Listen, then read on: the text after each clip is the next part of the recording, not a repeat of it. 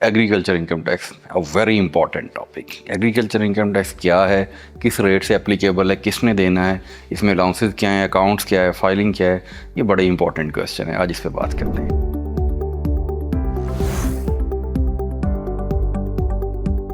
Agriculture income tax देखिए, agriculture income tax 18वीं तरमीम के बाद सूबों के दायरे इख्तियार में आ गया है। It is a provincial matter now.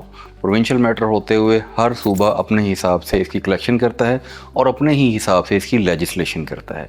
2024 में काफ़ी मेजर तब्दीली आई है। जो एक्ट पंजाब में, सिंध में राइजुल अमल है, उस एक्ट में अब टैक्स रेट्स बढ़ा दिए गए हैं। अब से पहले 2024 से पहले मैक्सिमम टैक्स रेट 15% था, जो कि 3 स्लैब्स में मुश्तमिल था, 12 लाख तक, उसके बाद 24 लाख तक और फिर उससे ऊपर जाता था। अब ये तब्दील कर दिया गया है। अब ये टैक्स रेट मैक्सिमम 45% तक जा सकता है। और इसमें से डिडक्शंस आपको कौन कौन सी अलाउड हैं। सबसे पहले तो ये समझिए कि एग्रीकल्चर टैक्स, इनकम टैक्स देना किसने है। Agriculture income tax agriculture produce पे, उसकी रेंटल आमदन पे, जिसको हम ठेके पे देना कहते हैं ज़मीन, उन तमाम आमदन पे एग्रीकल्चर टैक्स एप्लीकेबल है। इसके अलावा इसमें बिल्डिंग की भी कुछ कंडीशंस हैं कि अगर आपने किसी एग्रीकल्चर पर्पज़ के लिए कोई बिल्डिंग बनाई है और उस पर आप कोई आमदन ले रहे हैं तो वो भी एग्रीकल्चर में आएगी। अच्छा, अब इसमें देखने की चीज़ असल में क्या है। टैक्स रेट तो एक तरफ आ गया, वो तो एक चार्ट अवेलेबल है, हर कोई देख सकता है। पंजाब का एक्ट है, सिंध का एक्ट है, वो आप एक्ट खोलें, उसके अंदर आपको रेट्स मिल जाएंगे कि क्या क्या स्लैब हैं। 12 लाख तक क्या है, 24 लाख तक क्या है, 36 लाख तक क्या है, 45% कहाँ है, 40% कहाँ है, 30%, वो एक अलग बहस है। सबसे पहले ये समझिए कि इसका तरीक़ाकार क्या है डिटर्मिनेशन का। वो लोग जो कि अपना annual income tax return file करते हैं, उनकी इनकम टैक्स रिटर्न में डिक्लेयर्ड इनकम के मुताबिक उनसे टैक्स लिया जाएगा। टैक्स कलेक्शन प्रोविंशियल गवर्नमेंट करती है through their district collecting bodies, जिसको हम एसी या डीसी या आपके पटवारी, ये वो लोग हैं जो कि सरकारी एहलकार हैं, जो कि ज़रूरी टैक्स जमा करने में मुआवन व मददगार होते हैं और आपको नोटिस भेज के, कॉल करके आपसे टैक्स कलेक्शन कर सकते हैं। अब जिस बंदे ने अपनी इनकम टैक्स रिटर्न फाइल कर दी, इसका मतलब है चूँकि एग्रीकल्चर इनकम टैक्स में ये प्रोविज़न है कि असेसमेंट के बगैर आप अपनी टैक्स की लायबिलिटी को डिटरमिन नहीं कर सकते। गवर्नमेंट आपसे टैक्स तब लेगी जब वो असेसमेंट करेगी। तो इनकम टैक्स रिटर्न चूँकि एक सेल्फ असेसमेंट के तहत एक असेसमेंट है, तो इनकम टैक्स रिटर्न फाइल करने वाले लोग जितनी आमदन अपनी इनकम टैक्स रिटर्न में शो करेंगे, उसके मुताबिक वो टैक्स देंगे। अब आ जाते हैं वो लोग जो कि अपना इनकम टैक्स रिटर्न फाइल नहीं करते, तो उन पे गवर्नमेंट ने फ़ी एकड़ के हिसाब से हर साल एक एस्टीमेट बनाया है, जिसके मुताबिक वो आपको एक नोटिस देंगे, उसके बाद एक असेसमेंट ऑर्डर पास करेंगे, जो कि मोस्टली ज़िलाई हुकूमत करती है, और उस ऑर्डर के मुताबिक आपसे टैक्स लेंगे। उसको डिटर्मिन करने का तरीक़ाकार उनका कोई ऐसा नहीं है कि जिस पे कोई एतमाद ना किया जा सके। वो उस एरिए का, उस इलाके का रेट देखते हैं। आप उसको समझ लें कि वो उसका लीज़ रेट देखते हैं पर एकड़, कि इस पर्टिकुलर एरिया में इस टाइम प्रिवेलिंग लीज़ रेट पर एकड़ क्या है।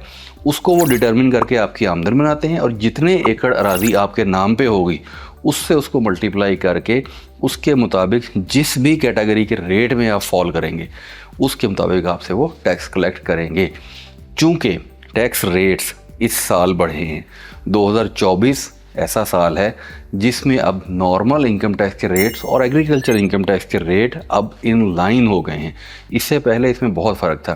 तो बड़ी हैवी इनकम भी लोग दिखा लेते थे अपनी ज़रूरी आमदन में, और वो एक तरह से उनकी वाइट मनी बन जाती थी बहुत थोड़ा टैक्स दे के, जो कि अब इस साल से तब्दील हो गया है। अब जो एग्रीकल्चर इनकम के टैक्स रेट्स हैं, उनकी स्लैब्स बन गई हैं। उनमें भी हायर अर्निंग इंडिविजुअल्स पे टैक्स की शरह बढ़ा दी गई है।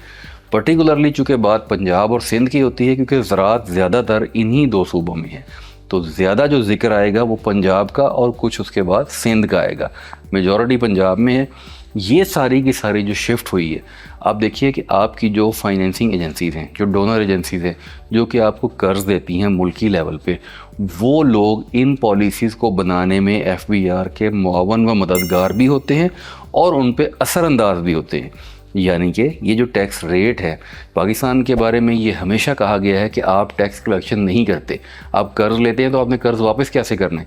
आप टैक्स लेंगे तो कर्ज़ वापस करेंगे, एग्रीकल्चर सेक्टर एक इतनी बड़ी इंडस्ट्री है जो कि बहुत अरसा टैक्स नेट से वैसे ही बाहर रही है।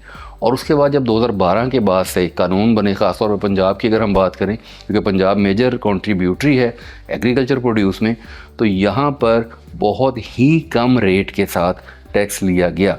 और इस कानून के बनने के पहले कुछ साल तक तो टैक्स कलेक्ट ही नहीं हुआ। मुख्तलिफ वजूहात बनी, स्टे हो गए, अदालतों में चले गए लोग, बहुत सारी चीज़ें ऐसी हुई हैं जिनकी वजह से पहले कुछ साल ये टैक्स कलेक्ट ही नहीं किया जा सका।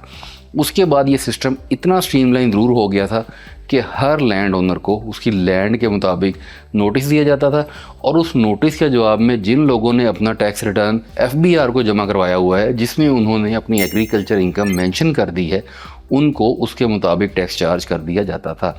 इसमें जो लैंड का फिक्स टैक्स है, जो कि हर उस आदमी पे लगता था जिसके पास 12.5 एकड़ से ज़्यादा जगह थी, तो वो वाला टैक्स जो ऑलरेडी जमा हुआ है वो इसमें से लेस कर दिया जाता था।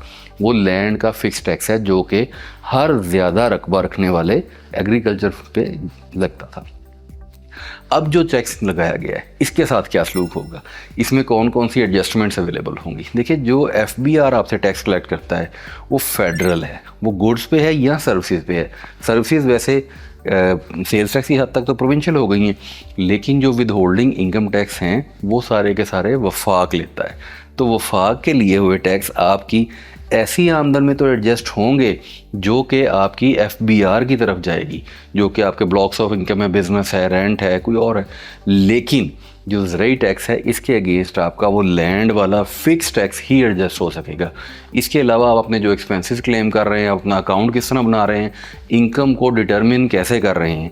देखिए, हो सकता है कि आपके पास जगह ज़्यादा हो, रकबा बड़ा हो, लेकिन आपके अखराजात ज़्यादा हुए और आपको एक्चुअली आमदन उस पर कम हुई हो, तो आप उसको अपने अकाउंट के ज़रिए प्रूव कर सकते हैं और अपनी इनकम जो कि आप डिक्लेयर करेंगे उसकी असेसमेंट को फाइनल करवा के उसके मुताबिक ही टैक्स दे सकते हैं।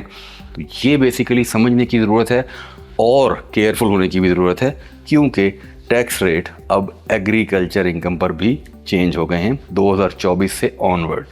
तो 2025 वो पहला साल होगा जिसमें अब ज़रूरी आमदन पे जो टैक्स लिया जाएगा वो भी हायर रेट्स के साथ लिया जाएगा, जिसमें हाई अर्निंग इंडिविजुअल्स ज़्यादा टैक्स देंगे, उनकी स्लैब्स ऊपर है, और जो लो अर्निंग इंडिविजुअल्स हैं वो कम टैक्स देंगे।